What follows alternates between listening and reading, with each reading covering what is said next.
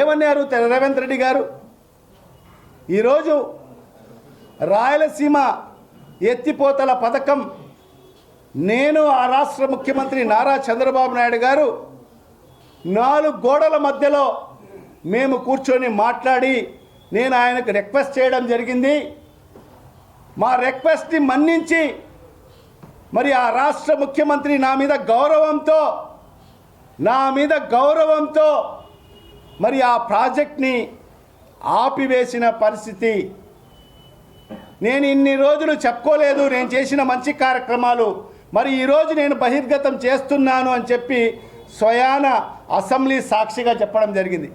అది చెప్పడమే కాకుండా ఇంకా ముందుకు వెళ్తూ మరి ఆ రాయలసీమ ఎత్తిపోతల పథకం ఆగిందా లేదా అని చెప్పి ఒక నిజ నిర్ధారణ కమిటీని వేయండి స్పీకర్ గారు. మరి ఆ నిజ నిర్ధారణ కమిటీలో మరి మీరు బీఆర్ఎస్కు సంబంధించిన శాసనసభ్యులకు మరి అదేవిధంగా ఎంఐఎం శాసనసభ్యులకు బీజేపీ శాసనసభ్యులకు కమిటీల్లో సభ్యులుగా పెట్టి మీరు అక్కడికి పంపించండి.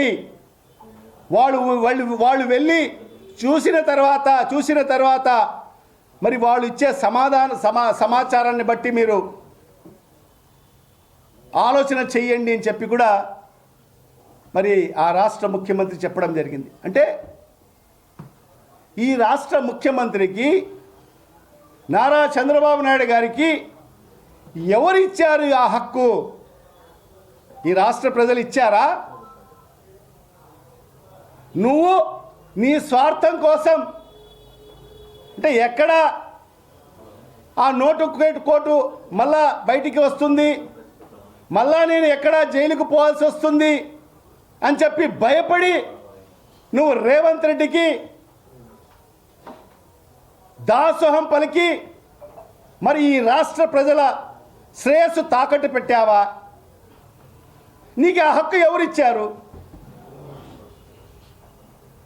మరీ ముఖ్యంగా ఈ రాయలసీమ ప్రాంతం ఎప్పటికీ నువ్వు రాయలసీమ ద్రోహిగానే ఉంటావు. ఎందుకంటే నువ్వు 15 సంవత్సరాలు ముఖ్యమంత్రిగా పనిచేశావు.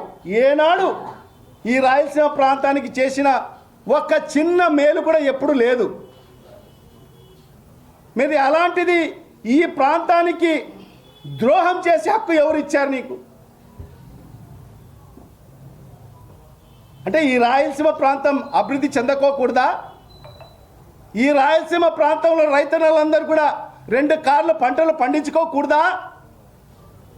ఈ రాయలసీమ ప్రాంతంలో ఉన్న దుర్భిక్ష ప్రాంతమైన ప్రాంతాలలో గుక్కిడి నీళ్ల కోసం వాళ్ళ నీళ్ళు అవసరం లేదా వాళ్లకు? ఇవన్నీ కూడా నువ్వు ఆలోచించుకోకుండా అనాలోచితమైన నిర్ణయం తీసుకొని మరి ఈ లిఫ్ట్ ఇరిగేషన్కు ఏ రకంగా ఆ తెలంగాణ ప్రభుత్వానికి సహకరించావో ఈ రాష్ట్ర ప్రజలకు సమాధానం ఇవ్వాల్సిన అవసరం ఉంది. మరి మొన్న శనివారం నాడు